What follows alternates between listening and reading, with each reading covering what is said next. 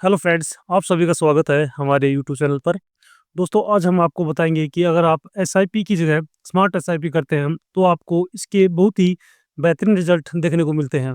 इसमें आपका निवेश 100% सुरक्षित भी रहेगा और लगभग 18 से 20% तक का रिटर्न भी आपको मिलता है। आप जितने लंबे समय तक इसमें इन्वेस्ट करते हैं, रिटर्न भी उतने ही तेज़ी से कंपाउंडिंग होता है।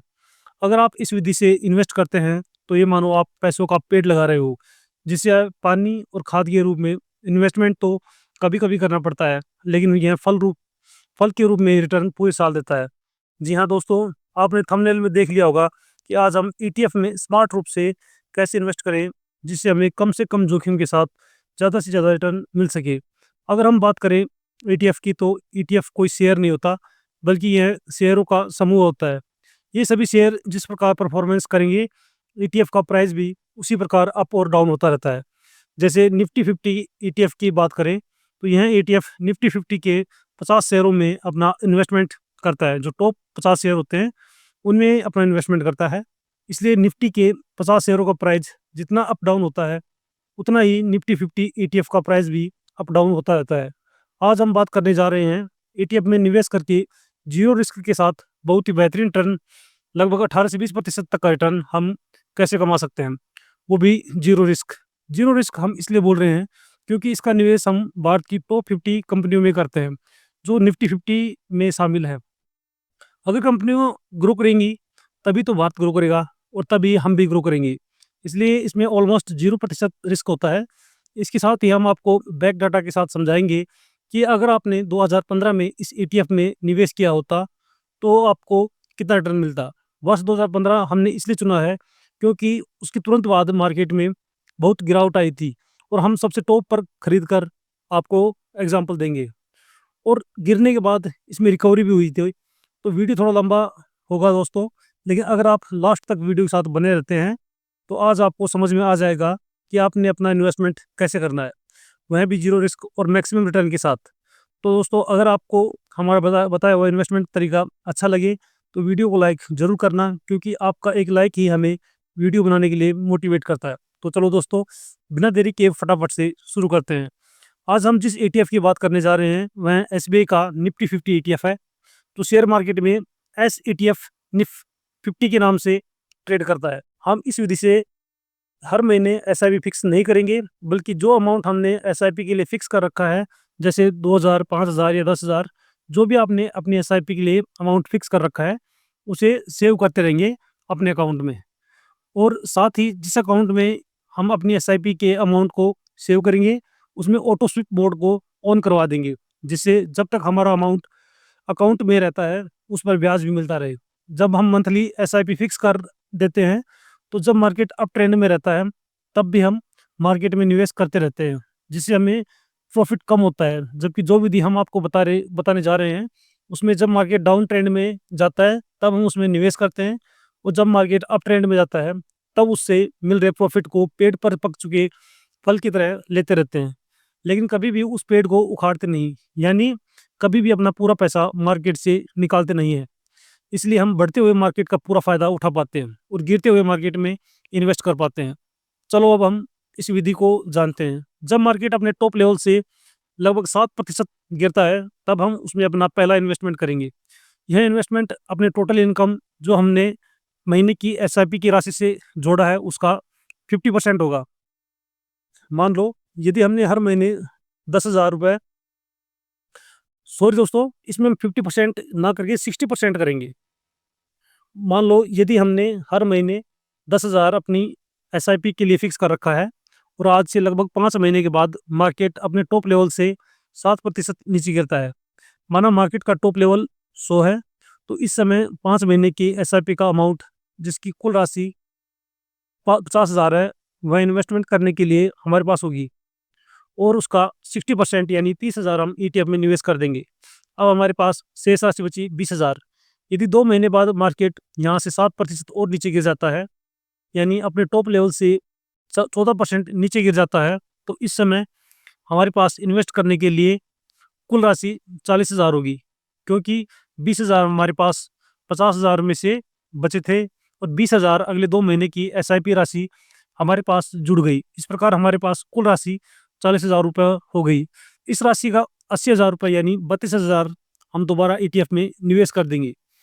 लेकिन यदि अगली बार फिर से मार्केट नीचे गिरता है और यह 21% तक अपने टॉप लेवल से नीचे गिर जाता है, तो इस बार हमारे पास कुल राशि 28,000, क्योंकि 40,000 में से हमारे पास 8,000 रुपये शेष बच गए थे और 2 महीने की एसआईपी की राशि हमारे पास इकट्ठी हो गई।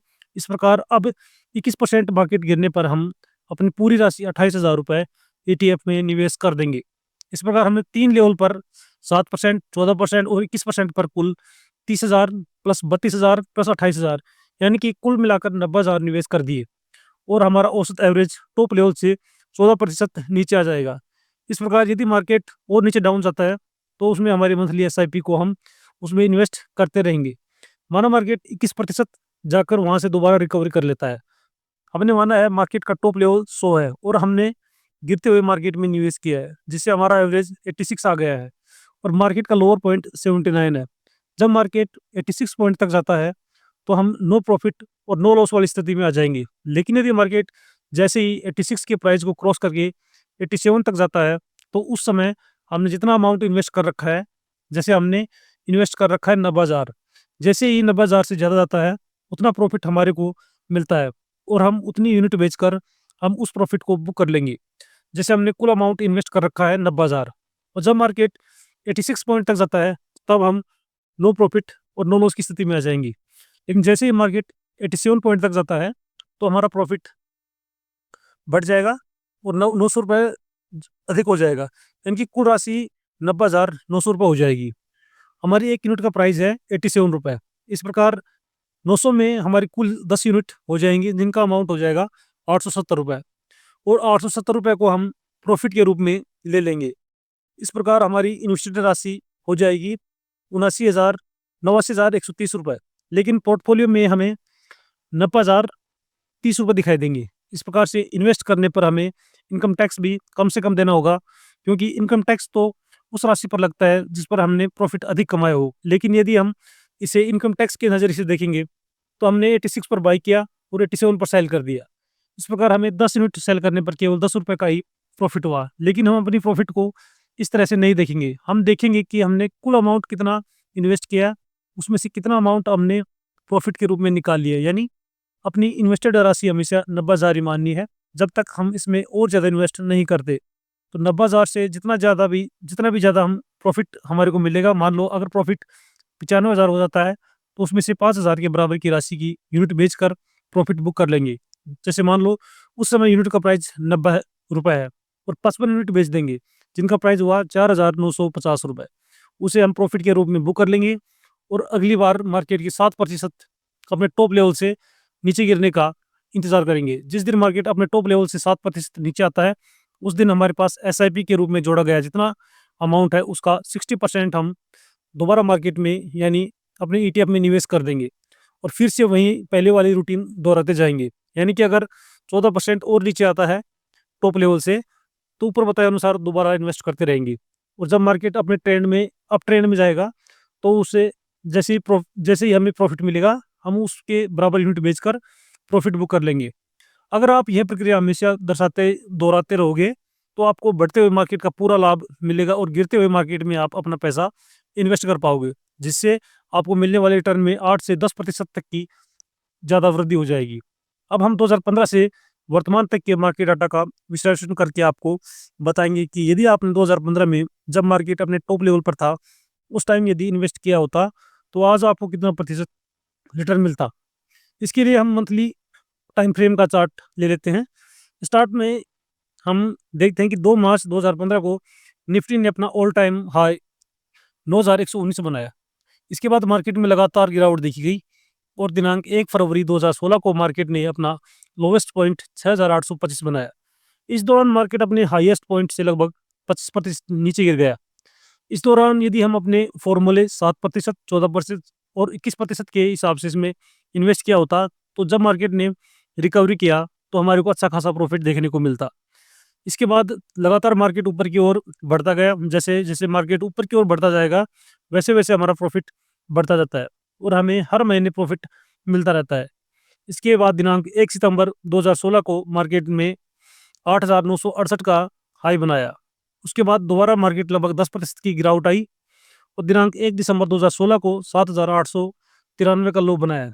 इस समय हम अपनी जितने दिनों की एसआईपी का अमाउंट इकट्ठा कर रहे थे, उसका 60% हम इसमें इन्वेस्ट कर सकते थे और यहाँ से दोबारा से जब मार्केट में रिकवरी आती, तो दोबारा से हम प्रॉफिट गेन करना स्टार्ट कर देते। इस विधि से हम पैसों का पेड़ लगाते हैं, जिसमें जैसे-जैसे फल पकेंगे, वैसे-वैसे हम फल तोड़ते रहेंगे। जब तक पूरे फल टूट जाते हैं, तो दोबारा इसमें पानी के रूप में अपनी एसआईपी की राशि को इन्वेस्ट करते हैं और जब मार्केट दोबारा से ग्रो करता है, तो हमें दोबारा से पके हुए फल के रूप में अपना प्रॉफिट बुक करते रहते हैं।